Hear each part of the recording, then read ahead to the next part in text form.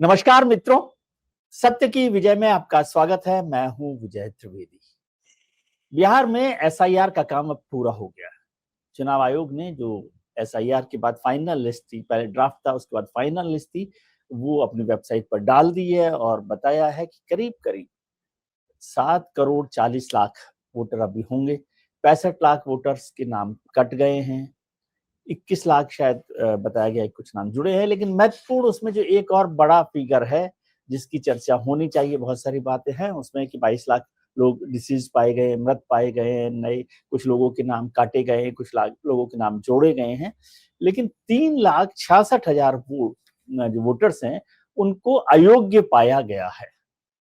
अब ये अयोग्य किस आधार पर पाया गया है, क्या उनकी नागरिकता का सवाल है या उनके डॉक्यूमेंट्स की बात है, क्योंकि डॉक्यूमेंट्स पर तो जो वहां पर ऑफिसर्स थे उन्होंने उनको दोबारा से भी कहा, सुप्रीम कोर्ट के आदेश भी हुए, लेकिन अभी ये चर्चा होनी है और अगले हफ्ते सुप्रीम कोर्ट में भी इस पर पूरी सुनवाई होनी है। सुप्रीम कोर्ट ने कहा था कि यदि कोई गड़बड़ हुई तो हम इस पर कार्रवाई भी कर सकते हैं, एक्शन भी ले सकते हैं, लेकिन अभी मोटे तौर पर ऐसी कोई बात नहीं है। राजनीतिक दलों में ये गर्मा गर्मी हो रही है कि क्या ये सूची जो है फाइनल है या इंटेंशनल तरीके से कुछ लोगों के नाम काटे गए हैं या कुछ लोगों के जोड़े गए हैं।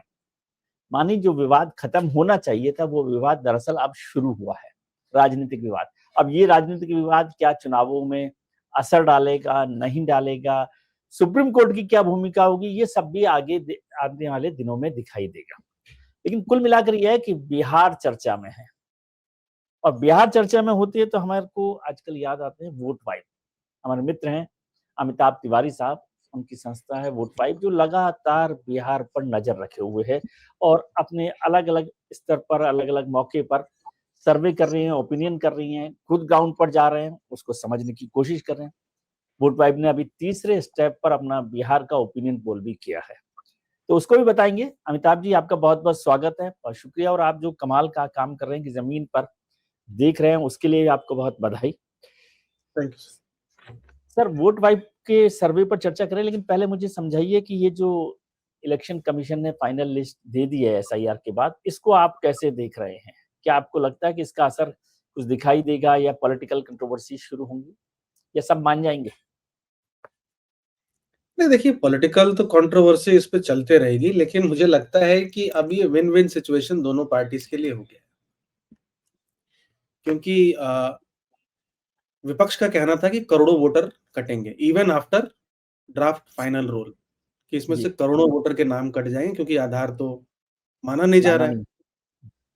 और पक्ष का कहना था कि भाई सिर्फ जेन्युइन वोटर्स के नाम कटने थे, लार्जली वो कट गए जो मृत थे या जो परमानेंटली शिफ्ट हो गए थे या जो डुप्लीकेट थे। तो अब महागठबंधन लोगों को कहेगी, अपने कोर वोटर को, कि भाई देखो, हमारी वजह से करोड़ों वोटर के नाम नहीं कटे, क्योंकि हमारी वजह से आधार कार्ड इनको लेना पड़ा। पहले तो ये आधार मना कर रहे थे, और जो कि सही भी है इन अ सेंस। आपका और नाम एनडीए, शामिल करवा दिया हमने। हाँ, आपका नाम कटने से बचा कटने से दिया, बच गया, कटने से बचा दिया हमारी वजह से, हमारी लड़ाई की वजह से। और एनडीए के लिए है कि भाई देखो, 70 लाख नाम हमने काट दिए। 70 लाख फर्जी वोटर थे, 65 लाख पहले काटे, और 3,66,000 जो भी 4 लाख और पकड़ लेते हैं, 4 लाख और काट दिए। मतलब हमने 7.89 करोड़ में से 70 लाख काट दिए, मतलब यानी 10% वोट करते हैं। लगभग 9% वोटर फर्जी थे, वो हमने काट दिए। और इसमें से घुसपैठिए भी थे, मृत लोग थे, डबल वोटिंग करने वाले थे, फर्जी लोग थे। तो दोनों अपने-अपने वोटिंग ब्लॉक्स को ये बात बताएँगे। मुद्दा जो है वो एसआईआर से वोट चोरी की तरफ शिफ्ट हो गया। एसआईआर मुद्दा आपको जुलाई जब वो हो रहा था, और अगस्त जी, अगस्त में भी, क्योंकि अगस्त में वो ड्राफ्ट रूल्स आई थिंक जी, यस, अगस्त 30 को या जुलाई 30 को? अगस्त है, ठीक है। फिर उसके अगस्त बाद 30 एक को। एक हाँ, सितंबर से 30 सितंबर तक उसका सारा वो होना था, जी। चेकिंग होना था। तो जुलाई अगस्त में एसआईआर का मुद्दा था, क्योंकि उस वक़्त लोगों के नाम जुड़ रहे थे, हट रहे थे, ऑब्जेक्शंस थे, ये सब। सिप अगस्त मिड से वोटर अधिकार यात्रा शुरू हो गई, और सितंबर में भी उस यात्रा का कंटिन्यूएंस आप कह सकते हैं, बिहार अधिकार यात्रा। बिहार तो अधिकार यात्रा होगी। मुद्दा अब एसआईआर से वोट चोरी पे शिफ्ट हो गया, मुद्दे के तौर पे। अब मुद्दे के एसआईआर तौर। उसका सेटल हो जाएगा, वोट चोरी मुद्दा एज़ अ मुद्दा विपक्ष उसको उठाता रहेगा। सर, ये जो 3,66,000 वोट हैं जिसको अयोग्य कहा है उन्होंने, इलेक्शन कमीशन ने, वो तो उन्हें घुसपैठिया नहीं कहेगा, लेकिन क्या पॉलिटिकल जुबान में इसको आप घुसपैठिया मानते हैं? अब देखिए क्या है कि इसका कोई ब्रेकअप तो है नहीं। अब ये 3 करोड़ 66 लाख लोग कौन है? हो सकता है कि मृत हों, पहले नहीं 3,66,000। आइडेंटिफाई, हो सकता है कि मृत थे, लेकिन ओके। पहली लिस्ट में मृत में नहीं काउंट हुए। हो सकता है शिफ्ट हो गए। हो सकता है जो 21 लाख लोग ऐड हुए हैं, ऐड हुए हो उसमें, सकता है ये नंबर 25 लाख हो और उसमें उसमें से से अयोग्य हो। 4 लाख लोगों को अयोग्य घोषित कर दिया हो, अयोग्य यानी एडमिट नहीं किया हो। तो क्योंकि यस। ट्रांसपेरेंटली विपक्ष विपक्ष कह रहा हूँ, ईसीआई ने बताया नहीं है, तो ये अनुमान लगाया जा सकता है। हाँ, विपक्ष और पक्ष दोनों अपने-अपने नैरेटिव के हिसाब से इसको चलाएँगे।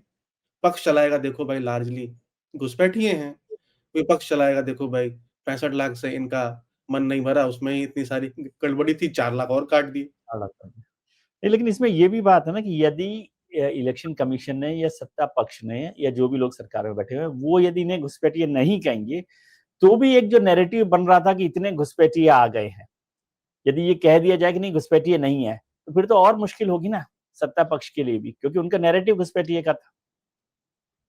हाँ, तो मतलब अभी भी व्हाट्सएप ग्रुप में ये क्लेम किया जा सकता है ना कि 70 लाख के 70 लाख घुसपैठिए थे। देखिए ऑफिशियल कम्युनिकेशन आज जो आपके ज़माने की या हमारे ज़माने की बात नहीं है कि लोग न्यूज़ अखबार से कंज़्यूम कर रहे हैं या टीवी चैनल से कंज़्यूम कर रहे हैं।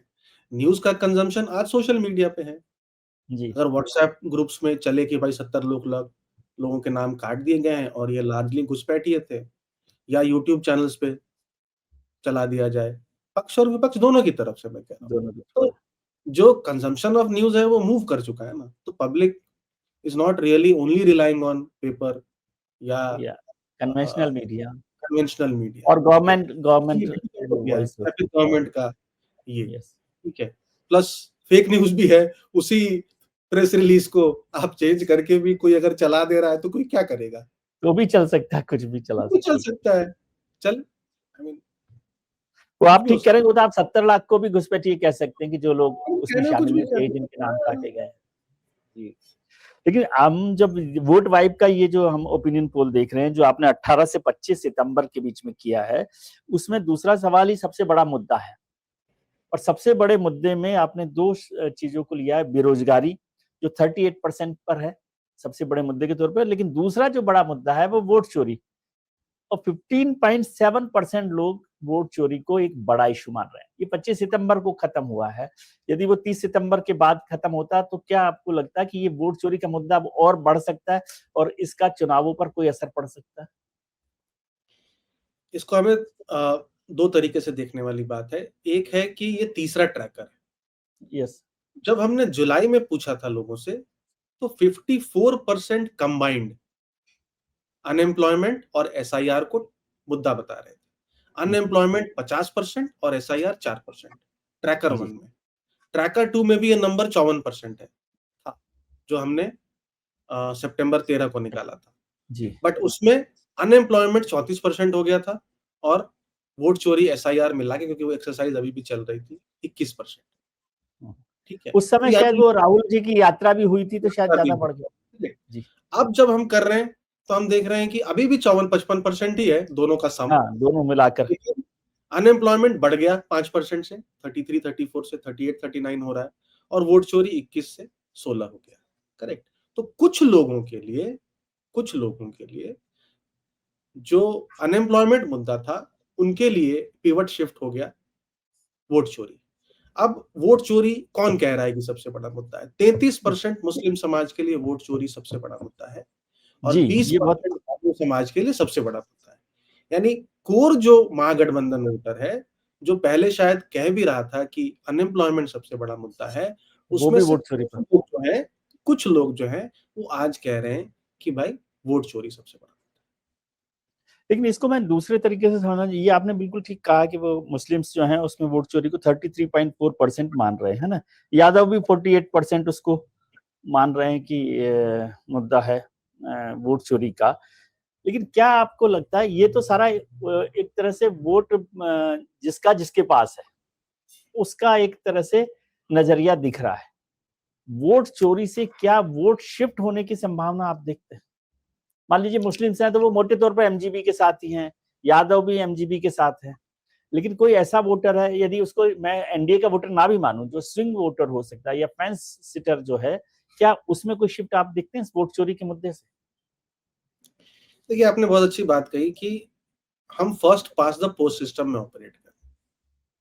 तो चुनाव जीतने के लिए तो पिछली बार 37% पे ही एनडीए चुनाव जीत गया, यानी 63% तो उसके खिलाफ या उसके प्लस महागठबंधन के खिलाफ था। उन लोगों ने वोट किया, क्योंकि अदर्स हो सकता है महागठबंधन और एनडीए दोनों के खिलाफ उन्होंने वोट किया। तो आज की डेट में बिहार पूरा पॉलिटिकली डिवाइडेड है। 2020 में भी था 37% दोनों को और दोनों 26% बराबर 0.03% का डिफरेंस था। दोनों बराबर। अभी भी वही सिचुएशन है। तो कोई भी सवाल हम पूछते हैं, उसका जवाब जो आएगा या आ रहा है, अगर आप ट्रेंड देखें, तो उनके पॉलिटिकल अफिलिएशन से अलाइंड होता है। तो जैसा हम देख रहे हैं, मुस्लिम यादव समाज अगर वोटर ट्रेडिशनल वोटर माना जाता है महागठबंधन का, तो उसमें सबसे ज्यादा वोट चोरी रेजोनेट कर रहा है। अनएम्प्लॉयमेंट क्योंकि ग्लोबल मुद्दा है, ग्लोबल एज इन वो तो ठीक सबका मुद्दा है, तो सबका मुद्दा हो। सभी जातियों में इम्पैक्ट कर रहा है।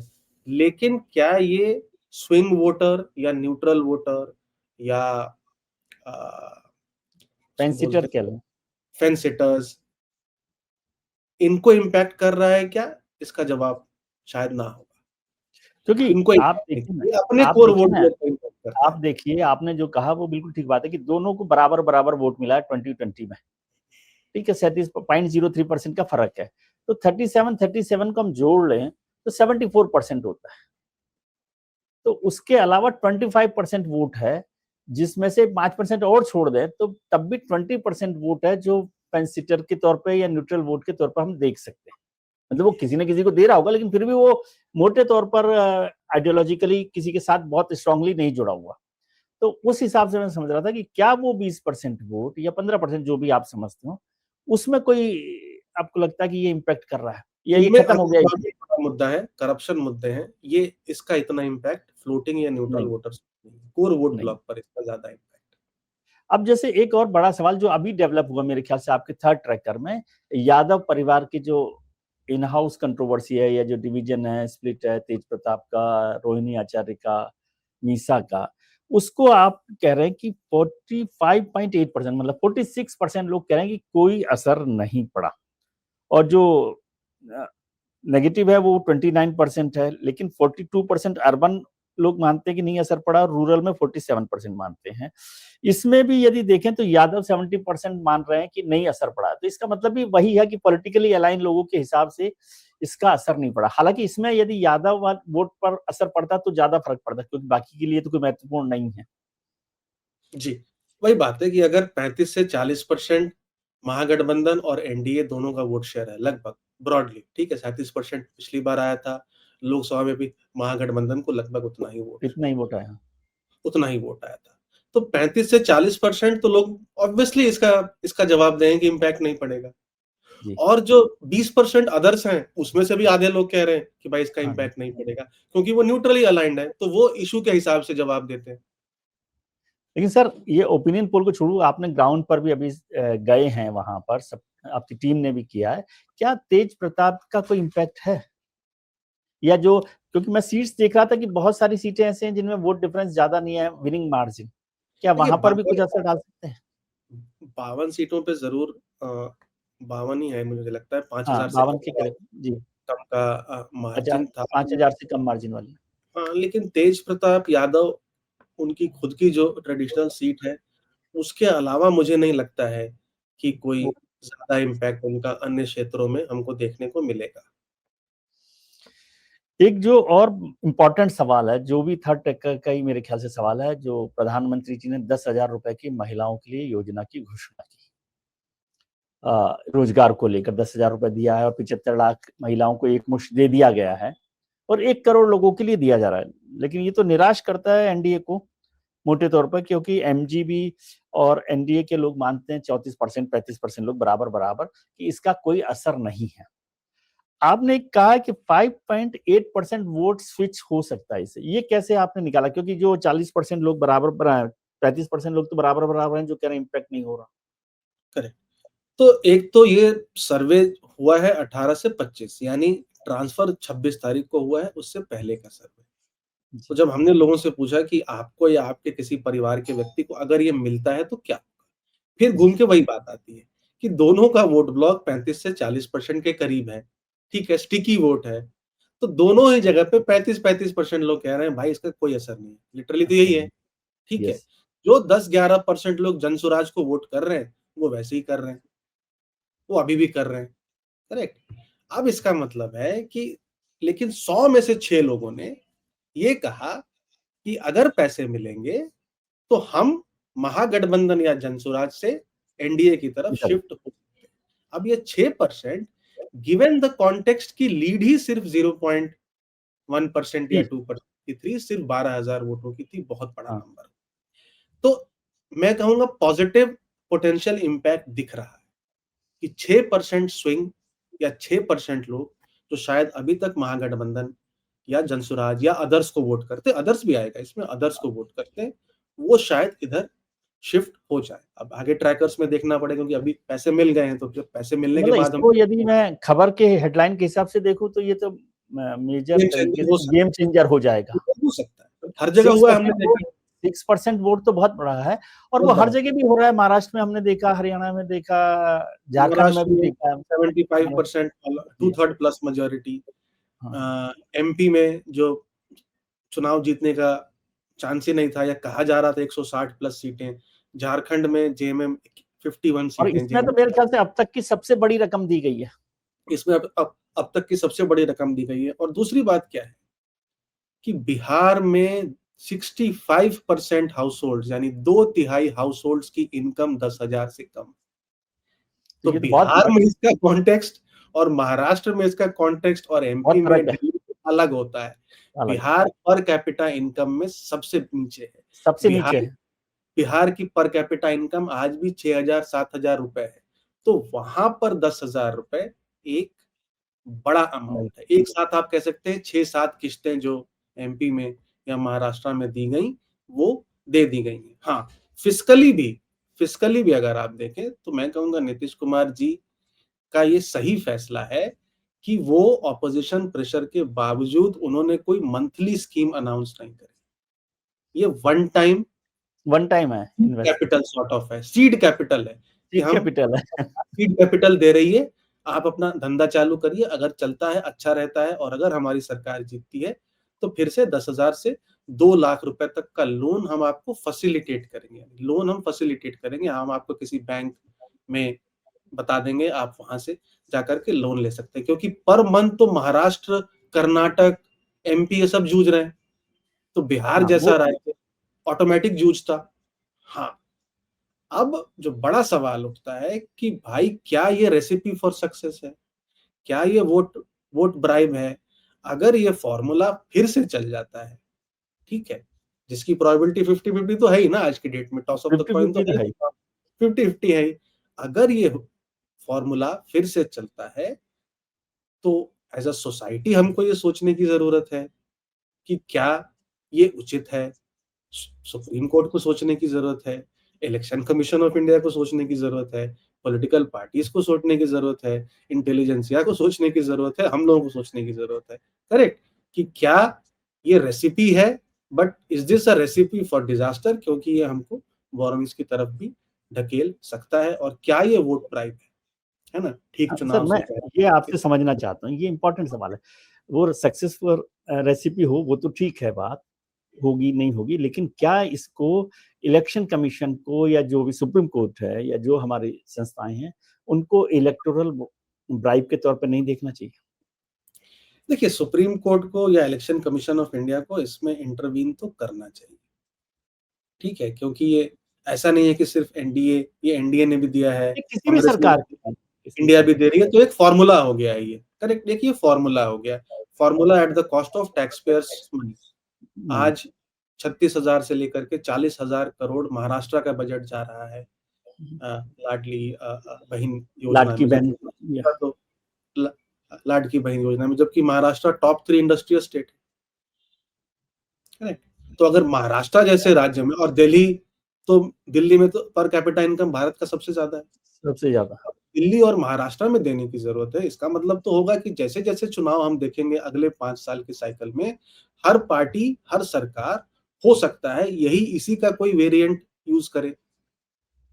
और ये रेज भी कर दिया ना आपने लिमिट को, पहले 1,500-2,000 रुपए दे रहे थे महीने के, और उसमें एक और भी था कि पता नहीं ये सरकार आएगी तो बंद हो जाएगा, ये सरकार नहीं आएगी तो बंद हो सकता है। अब ये तो 10,000 रुपए दे दिए, सरकार आए या नहीं आए, और इसमें कोई वापसी की कोई कंडीशन है नहीं कि आपका रोजगार नहीं चलेगा या नहीं करेंगे तो भी 10,000 रुपए तो आपको मिल ही गए हैं। सीड ऐसा तो है कैपिटल ही। है, हाँ, पैसा लगाया है आपके ऐसा बिजनेस लगता में, है। चल गया तो ठीक है, नहीं चला तो। और वैसे भी मैं देख रहा हूँ कि ये तो 25% फीमेल वोटर, और फीमेल वोटर का मतलब 25% फैमिली वोटर पर करेक्ट। असर पड़ रहा है। 1 करोड़ लोगों को, 1 करोड़ महिलाओं को आप दे रहे हैं, 3.9 करोड़ वोटर है, वुमेन वोटर है। तो हर फैमिली में एक वोटर, महिला वोटर को दे दिया, मतलब 1 करोड़ परिवारों को आपने दे दिया है। 1 करोड़ परिवार का मतलब हो गया 2, 2.25 करोड़, 2-2.5 करोड़ वोटर, एवरेज मान ले तो। हाँ हाँ, सब तो 30% ट्वेंटी फाइव आबादी को आप परसेंट ट्वेंटी दे फाइव दिया। परसेंट से ज्यादा वोटर को आपने। 30%, 30%, जी, क्योंकि तीस आज परसेंट जो कर दिया। नंबर आया है वो 7.42 करोड़ का है। हाँ, तो 30% हो गया। 30% लोगों को आपने ऑलरेडी दे दिया है। दे अभी दिया। एक और किश्त आएगी, जो भी बैलेंस बचे हैं लोग, क्योंकि हाँ, जीविका उनको देना है। 1,40,00,000 की है ना? आज मेरे पास एग्जैक्ट नंबर, क्योंकि बहुत पहले तक ही, मुझे लगता है 1 हफ्ते पहले तक ही वो नंबर 1,09,00,000 या 10,00,000 लोगों ने अप्लाई किया था इसके कर। लिए। तो अभी anywhere between 25 lakh to 70-75 lakh लोगों को ये अमाउंट अगली किश्त में, शायद दशहरा को या उससे एक दिन आगे पीछे, क्योंकि उस दिन बैंक हॉलिडे रहता है, तो मिल सकता है। तो अगर और एक वोटर डेढ़, के हिसाब से भी इसको देखें तो मान लीजिए ये 70%, 75% वोट एमजीबी और एनडीए का है। हम मान लें कि वो पैसा लेकर भी वोट में शिफ्ट नहीं कर रहे, तो भी 25% जो लोग हैं उसमें से 5-6% निकल जाएगा तो बड़ा इम्पैक्ट हो जाएगा ना। मान लीजिए कि स्विंग एमजीबी के लोग भी है, पैसा लेकर नहीं दे वोट। हाँ स्विंग है ना। और इसकी। कोई हाँ, देखिए, जब भी आप सर्वे करेंगे, अगर आप एनडीए एमजीबी के कोर वोट ब्लॉक से पूछेंगे, वो कहेंगे हमने नहीं दिया, बट हाँ, साइलेंटली अगर वही दे कह रहा हूँ दिया मैं तो, कि मान लीजिए उन्होंने नहीं भी दिया, और नहीं भी दिया होगा, हो सकता है कि वो उसके साथ चले, लेकिन लेकिन ज्यादातर उसके लोग नहीं बाद देंगे। हाँ, जो न्यूट्रल वोटर है वो तो देगा। कुछ जो देंगे वही हाँ, स्विंग है, वही वही स्विंग है। फैक्टर है, बड़ा फैक्टर हो सकता है। नहीं तो कौन कह रहा था कि 234 सीटें एनडीए की आएंगी महाराष्ट्र में? जी। बीजेपी खुद नहीं कह रही थी, बाद में हो जरूर कह सकता है। सकते हैं कि ऐसा आना ही जी, था। हो सकता है कि जब आप चौथी बार इसको ट्रैक करें, शायद जब इसके 15 दिन बाद या महीने भर बाद, तो उसमें ज्यादा तस्वीर क्लियर हो जाएगी कि इसका इम्पैक्ट क्या है। एक और जो इम्पोर्टेंट चीज है, जन स्वराज की भूमिका को लेकर, भ्रष्टाचार के आरोपों पर भी आपने कहा है कि 50% लोग मानते हैं कि प्रशांत ने जो भ्रष्टाचार के आरोप लगाए, प्रशांत किशोर जी ने सम्राट चौधरी और सरकार के ऊपर, अशोक चौधरी पर, उसमें भी बहुत बड़ा फिगर है जो 50% लोग कह रहे हैं, करीब करीब 49.6% एनडीए का इम्पैक्ट पड़ेगा। लेकिन उससे बड़ा पॉलिटिकल सवाल मैं ये देख रहा हूं कि जन स्वराज की भूमिका को लेकर कैसे आप देख रहे हैं। यदि 50% लोग उसके, उनकी बात को नेगेटिव इम्पैक्ट की तरह से देखते हैं सरकार पर, तो क्या वो केवल वोट कटवा की भूमिका में ही रहेंगे? जो आपका जो सर्वे है वो कहता है कि 56% लोग मानते हैं कि वोट कटुआ है। दोनों तो को मैं मिलाकर आपसे सोच समझ रहा हूँ। ये दो बातें, पहले अपन आ जाते हैं रोल पे। जी।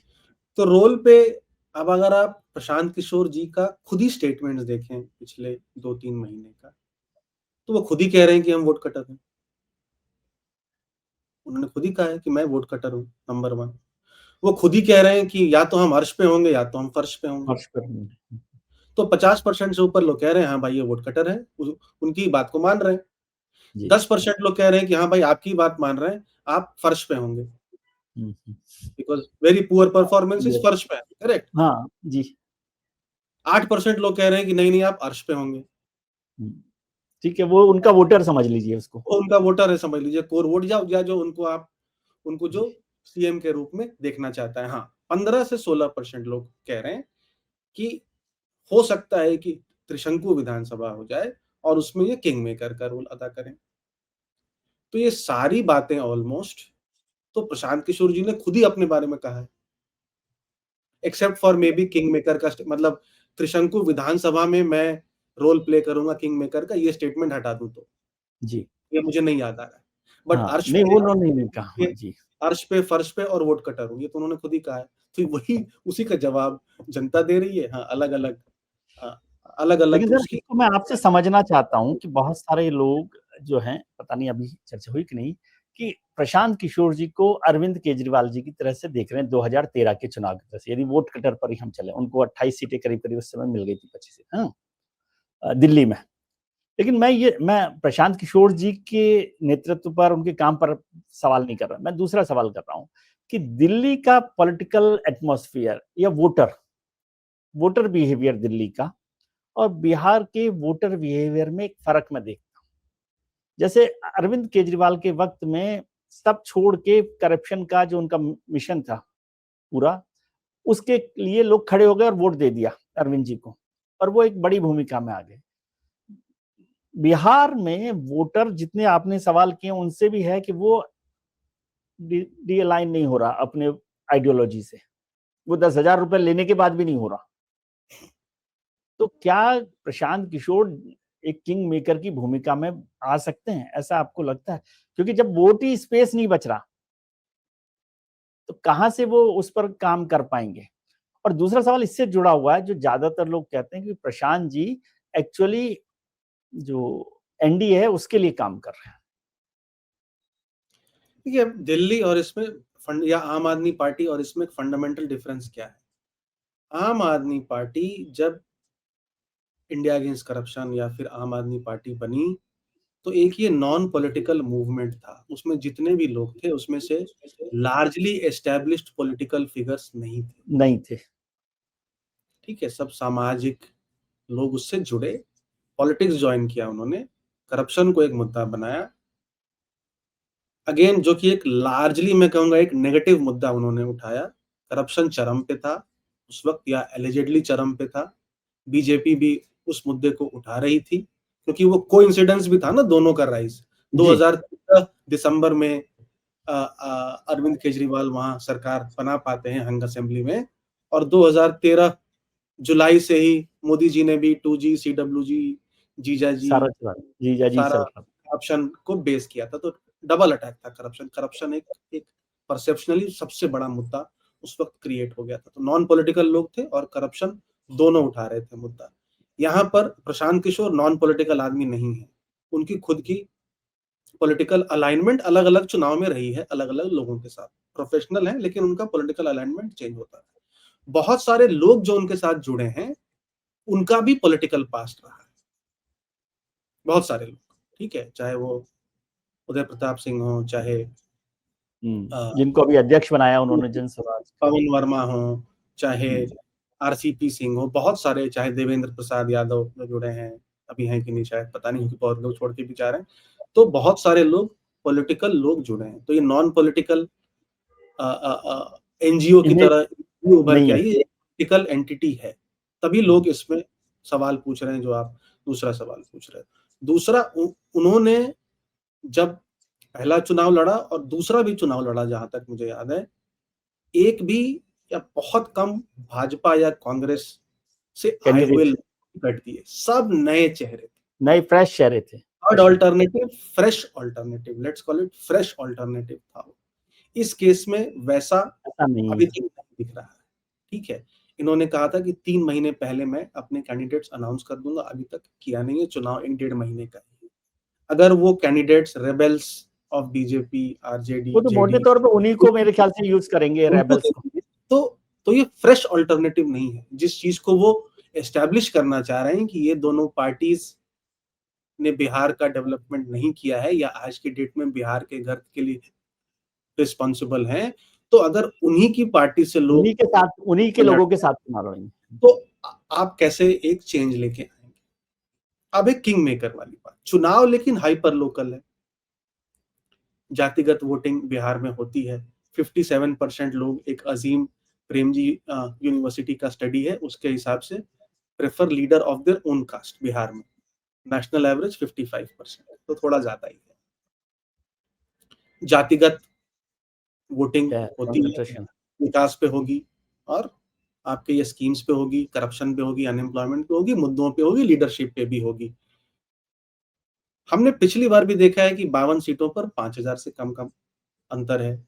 हमने पिछली बार देखा है कि एलजेपी जो एक थर्ड फ्रंट की तरह खड़ी थी, जो कि एक बड़ी एस्टैब्लिश्ड पार्टी थी कंपेयर टू प्रशांत किशोर, उसने 73 सीट्स पे दोनों ही गठबंधनों को ठोका था एज़ इन डैमेज किया था। 42 पे नीतीश कुमार जी को, 40 पे एनडीए को, लार्जली नीतीश कुमार जी को, और 32 सीटों पे महागठबंधन को भी उसने नुकसान पहुंचाया। तो इसी तरह से नुकसान तो ये दोनों जगह पहुंचाएंगे, क्योंकि बाईपोल्स में भी दिखा है, करेक्ट, और इनको 10% वोट शेयर भी आया। तो अगर बहुत क्लोज इलेक्शन हो जाता है 125-110 की तरह, ठीक तब है, 10-5 सीटों का 10-5 सीटें, 5-10 सीटें अगर इनके पास कद्दावर लीडर आ जाते हैं कहीं से, क्योंकि इनका खुद का बेस अब 8-10% का मान लीजिए है, वो व्यक्ति 15,000, 20,000, 25,000 वाला अगर वोट वाला आ जाता है, और एक अपनी हाँ, जाति कोई का रेबल कैंडिडेट उनके पास आ जाए, उसके 10,000 वोट हो तो हाँ, 10,000, 15,000 हो तो थ्रेशोल्ड कुछ सीटों में क्रॉस कर सकते हैं, और वही ये नंबर 15-16% का है। तो किंग तो नहीं बन रहे, ये क्लियर है। अर्श पे तो नहीं हो रहे हैं, ये क्लियर है, ऐसे अभी ऐसा प्रतीत होता है। और फर्श पे वो खुद ही कह रहे हैं कि 10 से कम आएगी, या तो मैं इसको, वो तो 125 और 130 को भी कह रहे हैं कि मैं अपनी फेलियर मानूंगा, तो 10 से कम आएगी तो सुपर फेलियर हो जी। जाएगी। किंग मेकर मुझे लग रहा है ये एक स्पेस है जो वो खुद भी समझ रहे हैं कि ये एक शायद अचीव हो सकता है। 25-30 सीटों पे फोकस किया जाए, जहां पर हमेशा स्विंग कैंडिडेट जीतता है, यानी एक पर्टिकुलर पार्टी या कैंडिडेट नहीं जीत रहा है, कभी नहीं जीत एनडीए, रहा, तो वो गठबंधन, एक जगह होती है, हाँ, एक जगह फर्टाइल होती है, लैंड होती है वो। फर्टाइल लैंड होती है। तो उस पे वो अब काम कर रहे हैं। अब कितना सक्सेसफुल होते हैं, अब ये तो आने वाला वक्त ही बताएगा। आपने चिराग जी का जिक्र कर दिया। चिराग जी का जिक्र आजकल कम हो रहा है। वो पहले तो बिहारी फर्स्ट और बिहार फर्स्ट का कैंपेन चला रहे थे। पिछले चुनाव में आपने जिक्र कर ही दिया कि 70 सीटों पर उन्होंने नुकसान पहुंचाया दोनों को। अभी क्या कर रहे हैं वो? नवरात्र की पूजा तो खत्म हो गई आज उनकी। अब चिराग जी लेट श्री रामविलास पासवान जी के पुत्र हैं, तो ऑफ कोर्स मौसम वैज्ञानिक के जो जीन्स हैं उनमें हैं ही। तो कुछ देर तक तो वो ये समझ नहीं पा रहे थे, या वो गेस नहीं कर पा रहे थे कि कौन सी पार्टी जीत रही है, क्योंकि 2005 में वो अकेले लड़े, 10 में राजद के साथ लड़े, राजद के साथ 15 लड़े। में एनडीए के साथ लड़े, और 20 में अकेले लड़े सिर्फ जेडीयू की सीटों पर। मतलब हर एक जेडीयू के खिलाफ लड़े, एक्चुअली अकेले जेडीयू क्या के लड़े। खिलाफ, ये लड़े क्या जेडीयू के खिलाफ। तो अब जब ये 2005 में उनको 29 सीटें आई थी एलजेपी को, 2005 मार्च में हंग असेंबली थी, लालू जी को नहीं बनने तब तो दिया, पासवान जी थे, रामविलास जी थे उस वक्त। रामविलास पासवान जी थे, 12% वोट। वो 2010 में 3 सीटों पे हो जाता है, 2015 में 1 सीट, 2020 में 1 सीट। लोक जनशक्ति पार्टी ही पूरे भारत में ऐसी पार्टी है जिसके लोकसभा एमपी ज्यादा है, विधानसभा एमएलए कम। तो 5 सीटें तो हैं, लेकिन वो उनको भी पता है कि शायद एक भी ना जीत पाए अगर एनडीए के गठबंधन में नहीं रहते, लोकसभा की सीटें भी। तो वो उनकी कोई एक्चुअल स्ट्रेंथ नहीं बताता कि लोकसभा सीटें हम 5 जीते। अब अगर ये चौथे चुनाव में भी अकेले लड़े, तो ये तो उनको समझ आ गया है कि भाई ठीक है, मैं वोट कुछ नहीं कटर की होगा। तरह लूंगा, लेकिन आएंगी 0, 1, 2, और खुदा ना खास्ता पीके की पार्टी से भी कम हो गई तो आज हम हाशिए खत्म पे ही भी हो जा गया। सकते हैं, है ना। लोग पूछेंगे अरे भाई एस्टेब्लिश पार्टी है, पीके और की फिर पार्टी से केंद्र में भी तो छोड़ना पड़ता ना दुकानदारी। मंत्री अगर हैं, अकेले लड़ेंगे मंत्री हैं। तो, करेक्ट। तो अब वो, आई थिंक अब वो मोर और लेस इस बात को मान चुके हैं कि भाई अगर सीटें जीतनी है तो या तो एनडीए या महागठबंधन में रहना पड़ेगा। महागठबंधन में वैकेंसी है नहीं, क्योंकि वहां इनके चाचा जी चले गए हैं, प्लस वहां पर वीआईपी भी चली गई है, वहां सीटों की मारामारी वैसी ही है, सीटें वैसे ही इनको जा दे ही नहीं पाएंगे वो। अब एनडीए सीटें दे सकती है, तो जो सीटें देंगी वो लेनी पड़ेंगी लार्जली। थर्ड ऑप्शन है कि आप अकेले लड़ें, वो आप इस बार करना नहीं चाहते हैं क्योंकि पार्टी अब बहुत उसकी कमजोर संभावना है, कम लग रही है कि और अकेले आप लड़े। कैबिनेट से भी छोड़ना, हाँ, उसकी संभावना कम हो रही है। चौथी है कि आप पीके के साथ अलायंस कर लें। आप पीके के साथ अलायंस करें प्रशांत किशोर के साथ, तो अनलेस वो आपको ज्यादा सीटें दे या सीएम फेस घोषित करे, आप अगर कम पे चले गए तो आपका ग्राफ ऑलरेडी कम हो जाएगा। तो बहुत दुविधा में फंस गए हैं, और इसके बाद शायद उन्हें रियलाइज हुआ है कि एनडीए के साथ रहने में भलाई है, 25, 30 जो भी सीटें मिलती हैं, अच्छा स्ट्राइक रेट लाके 10, 12, 15 जो भी जो सीट, स्ट्राइक रेट बेहतर हो जाए उससे फायदा होगा उनको। हाँ, और लेकिन कुछ मिनिस्टीरियल पोजीशंस हम वहां पर लें, ले क्योंकि अब वो सीट पे लड़ने की भी बात नहीं कर रहे हैं, जो लें। पहले चल रही थी कि मैं विधानसभा चुनाव में लड़ूंगा। आई थिंक वो बात भी अब कहीं ना कहीं गायब हो गई है सीन अब से। तो गायब हो गई, वो डिसअपियर है। लेकिन क्या नीतीश कुमार जी उनको ट्रस्टवर्दी मानते हैं आज भी? जैसे आज की एक घटना बताऊं मैं आपको कि पवन सिंह, जो पवन, क्या नाम है उनका, पवन कुमार सिंह, जो भोजपुरी लीडर, वो हीरो है, वो उनको ले गए विनोद तावड़े साहब उपेंद्र कुशवाहा जी के पास। नमस्कार नमस्कार हो गया, फूल वूल दे दिए, माफी हो गई, जो भी हुआ पता नहीं क्या हुआ।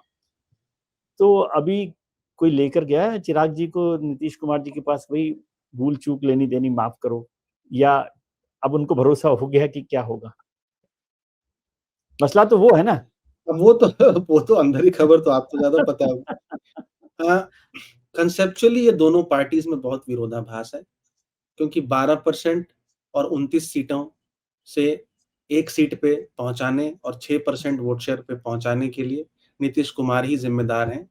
आज भी एलजेपी या पासवान समाज उनको ही अकाउंट फॉर करता है कि इनकी वजह से हमारा पावर जो है वो कम हुआ है, महादलित कम दलित हुआ।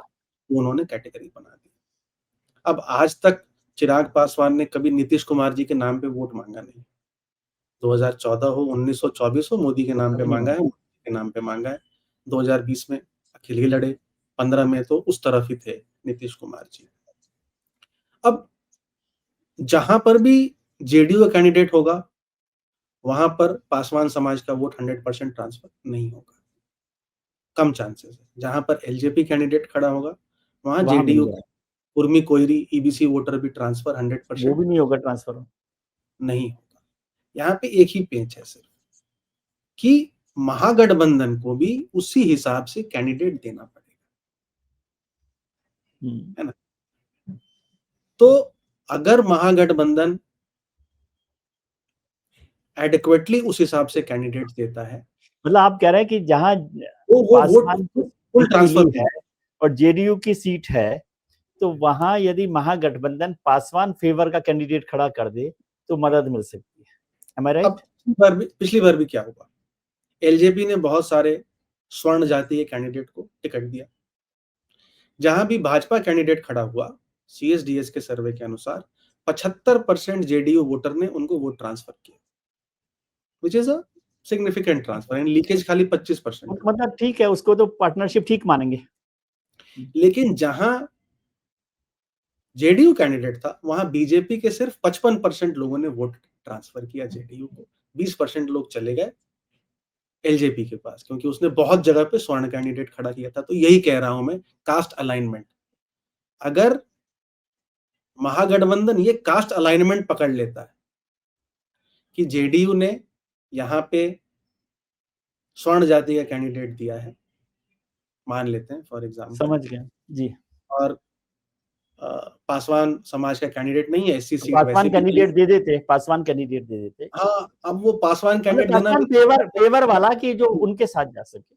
उस सीट पे उस समाज से जो अलाइंड कैंडिडेट है हाँ, वही उसको अलाइन कैंडिडेट। तो वो वोट मिल सकता है। सो एनडीए, जो भी लोग कह रहे हैं कि भाई एनडीए आगे है, अहेड है, ठीक है, बहुत सारे लोग कह रहे हैं, उसमें कोई ये बात नहीं है। उसका सबसे बड़ा risk factor is vote transfer between alliance partners. NDA में भी बहुत उथल पुथल है जो दिखती नहीं है बाहर, बहुत उथल पुथल चल रही है, बाहर दिखती नहीं है। हाँ, सिर्फ एक ही फर्क है दोनों में सीएम की लड़ाई है, दोनों में टिकट डिस्ट्रीब्यूशन की लड़ाई है, दोनों में अलायंस पार्टनर्स फाइनल नहीं। लेकिन एनडीए का कैंपेन कोहेरेंट है, मैंने शायद पिछली बार भी बोला था, या ध्यान नहीं आ रहा है। आप पूरे बिहार में घूमेंगे, एनडीए का एक ही पोस्टर है, नीतीश लेफ्ट, मोदी जी राइट, रोजगार लगातार एनडीए सरकार, अलग अलग स्लोगन एनडीए सरकार। महागठबंधन का एक भी पोस्टर बिहार में नहीं, तेजस्वी सरकार के पोस्टर है बिहार। तेजस्वी तेजस्वी फेस है वहां पर।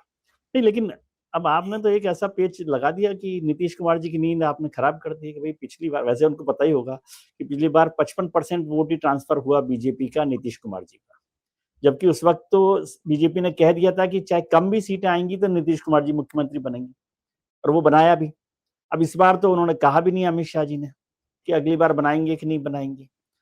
क्या मैं इसको थोड़ा सा ये समझाइए कि मान लीजिए बीजेपी का वोटर समझे कि भाई नीतीश कुमार जी की सीटें और कम कर दी जाए वोट के हिसाब से परसेंटेज में, तो क्या बीजेपी आज की तारीख में आपको ऐसी स्थिति में दिख रही है कि वो बिना नीतीश कुमार के, मतलब आफ्टर पोलिंग ऐसी स्थिति में आ जाएगी कि बीजेपी एक मजबूत, मतलब 75 से वो 100 पर पहुंचने की संभावना पर आपको दिख रही है?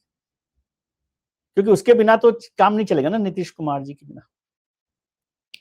देखिए, बीजेपी आज से 2.5-3 महीने एसआईआर एक्सरसाइज से पहले वो 3 ऑप्शंस पे काम कर रही थी एज पर माय सोर्सेज। एक बीजेपी स्टैंड अलोन, उसमें जब उन्होंने सर्वे कराया, again as per sources 90 seats उनकी आ रही थी, यानी मेजोरिटी से 35 सीट, लगभग 32-33 सीट।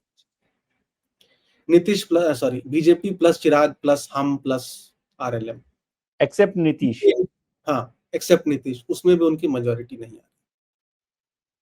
और third option BJP plus Nitish and smaller partners, जिनमें उनको पोटेंशियल दिख रहा था कि मेजोरिटी आएगी। तो 3 ऑप्शन मतलब उन्होंने, जेडीयू को जिताना मजबूरी है बीजेपी की, आप ये कह रहे हैं?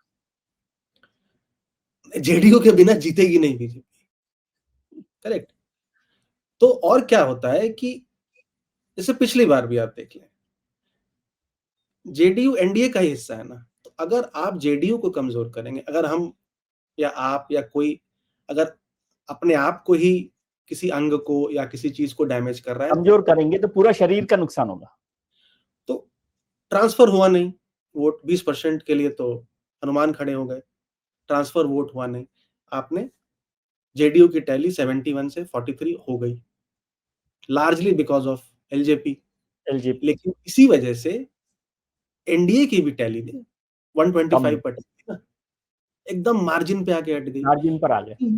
क्योंकि ये आप केमिस्ट्री लैब में एक्सपेरिमेंट तो नहीं कर रहे हैं कि एकदम जैसा हम डिसाइड करेंगे उसी हिसाब ये से, केमिकल इक्वेशन नहीं है ना, केमिकल क्योंकि ना फिजिक्स है। 4 सीटों पर एलजेपी ने भाजपा को भी हरवाया उस चुनाव में। ठीक है, वो तो होता ही है, जब उस पर जा रहे हैं तो कुछ ना कुछ नुकसान हो जा ही रहे जाएगा। हैं, हाँ, डैमेज तो होता ही। नीतीश के बगैर नहीं जीत सकते, ये अगर असेसमेंट नहीं होता तो तो नीतीश के नहीं, साथ ये चुनाव क्यों लड़ रही है भाजपा? हेल्थ उनकी ठीक नहीं है, जो बहुत हिम्मत सारे महाराष्ट्र में की थी वो नहीं कर पा, नहीं कर जो पाए। हिम्मत महाराष्ट्र में की थी ना तो बीजेपी ने अकेले चुनाव लड़ने की। लेकिन इस बार जेडीयू इज अवेयर कि भाई, अगर ऐसी कुछ भी अगर एक्सरसाइज हो या मंशा हो, तो हमारा भी वोट ट्रांसफर ना हो। क्योंकि भाई, अगर आप नीतीश कुमार हैं तो आप क्या चाहेंगे? एनडीए ठीक है। जीते, एनडीए जीते और आपकी 50 से ऊपर आए, तभी आप सीएम बने। आप ऐसे नीतीश कुमार सीएम बनेंगे? जी, अगर एनडीए जीत रही है और नीतीश कुमार की कम हो रही है, तो तो नीतीश कुमार इस सौदे में नहीं तो कोई चाहिए। फायदा नहीं दिख रहा है। जी, तो यही मैं कह रहा हूं कि एनडीए में वोट ट्रांसफर का रिस्क सबसे बड़ा रिस्क है। मतलब कोई अगर रिस्क है उनके हाँ, चुनाव क्योंकि न, एमजीबी और एमजीबी में कोई उस तरह का रिस्क नहीं है। वहां पर मोटे तौर पर है कि यदि सरकार बनी तो तेजस्वी होंगे, चाहे आप कहें ना कहें, कोई ऐसा नहीं लग ये रहा। आखिरी एक सवाल दूसरे सर। पुलिंग है ना, जी, लेग पुलिंग जी, जो है, जी, इसका असर नेगेटिव हो सकता है, अनलेस कि हाँ दोनों ही पॉजिटिवली लड़े कि भाई चलो हम देखिए ज्यादा जो होगा देखिए। ज्यादा सीटें लाएंगे और उसके बाद देखी जाएगी जैसा भी होगा। आखिरी सवाल सर, उस सवाल का जवाब और कोई नहीं दे रहा, अमिताभ जी दे सकते हैं। क्या आपको लगता है कि यदि एनडीए के में नीतीश कुमार जी की जितनी आज सीटें हैं उसको कम ज्यादा भी ना करें, मान लीजिए 40 सीटें मानते हैं एवरेज, तो वो मुख्यमंत्री बनेंगे? बीजेपी उनको मुख्यमंत्री बनाने के मूड में है क्या? मतलब देखिए, मजबूरी में ज्यादा आई तो बनाना ही पड़ेगा, लेकिन वैसे मैं समझना चाहता अगर नीतीश कुमार जी की 50 सीटें आती हैं और एनडीए चुनाव जीतता है, और अगर नीतीश कुमार जी चाहते हैं कि वो मुख्यमंत्री रहें, तो वही मुख्यमंत्री रहें। 1-1.5 साल तक उनको खींचना पड़ेगा, क्योंकि 50 अगर वो लेकर के राजद की तरफ चले गए, आज भी लालू यादव चाहे जितनी भी बातें कर लें, वो उनको उनको ले लेंगे। लगा करके घर वापसी करेंगे, क्योंकि सत्ता में बैठने के लिए उनकी वो चाबी हो जाएंगे। और वो भी देख रहे हैं कि 1 से 1.5 साल के अंदर फिर कभी वो ना बन ही कभी जाएंगे, तेजस्वी मुख्यमंत्री बन ही सकते हैं। देखिए, नेशनल मीडिया में मुझे लगता है नीतीश कुमार को बहुत कम आता है। ये 43 सीट जो है ना नीतीश कुमार की 2020 की, ये एक बहुत रॉन्ग परसेप्शन देता है नीतीश कुमार या जेडीयू का। कमजोर होने 43 का। Largely because of LJP. आप एलजेपी को इक्वेशन से हटाओ, उनकी 71, 73, 75 हो सकती है। पहली बात। दूसरी चलिए, बात, लोकसभा में 12 आउट ऑफ 16 यानी उनका स्ट्राइक रेट बीजेपी से अच्छा रहा। अब अच्छा आप कह बेहतर सकते रहा। हैं भाई बीजेपी का वोट ट्रांसफर हुआ, तो भाई जेडीयू का वोट भी ट्रांसफर हुआ होगा ऐसा हुआ, हाँ। बीजेपी कैंडिडेट को, तभी 12/17 जीते ना, या फिर एलजेपी जी, को। जी, तीसरी बात है कि अगर नीतीश कुमार इतने कमजोर है, नीतीश कुमार के 43 एमएलए है, ठीक है, बीजेपी के 75 या जो भी 75 जीते, चलिए, ये लगभग दुगने दुगने से कम मानते हैं, 1.75 हम्म, टाइम। मिनिस्ट्री में भी बीजेपी के मिनिस्टर ज्यादा है, इसी अनुपात ज्यादा में है। उसके बाद भी भाजपा उनको लेकर के क्यों चुनाव में लीड कर चला रही चुनाव है। लड़, पहला। और दूसरा, सीटें क्यों दे रही है उनको बराबर में? एमएलए आपके लगभग दुगने हैं, मिनिस्टर आपके लगभग दुगने हैं, तो सीटें बराबर क्यों?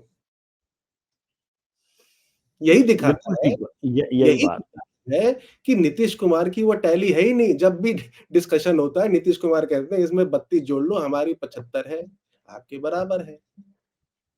आपके हनुमान की वजह से हम 43 हुए हैं, ठीक है। तो आज भी कुछ न, आज भी he is in control, it is in some in some control. Otherwise अगर जो फिर से बात मान लें कि भाई आज बीजेपी कंट्रोल कर रही है जेडीयू पे, तो 43 सीट्स ही देना जेडीयू को लड़ने के लिए, 50 सीटें ही हाँ, देना। फिर 50 भाजपा सीटें दें। को है 100 सीटें क्यों दे रही है भाई? और आज भी एक सीट ज्यादा लड़ेगा वो आपसे, कैसे लड़ रहा है?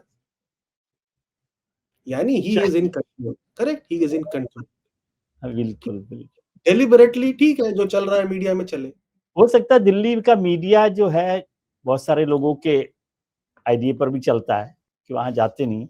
चलिए सर, आप तो जमीन पर रहते हैं इसलिए ठीक है बात। अभी हनुमान की बात तो फिर रह गई है, फिर किसी दिन बात करेंगे, क्योंकि एक भजन मुझे याद आ गया कि भजन हमारे यहाँ जयपुर में चला करता था कि दुनिया चले ना राम जी के बिना, दुनिया चले ना राम के बिना, और राम जी चले ना हनुमान के बिना।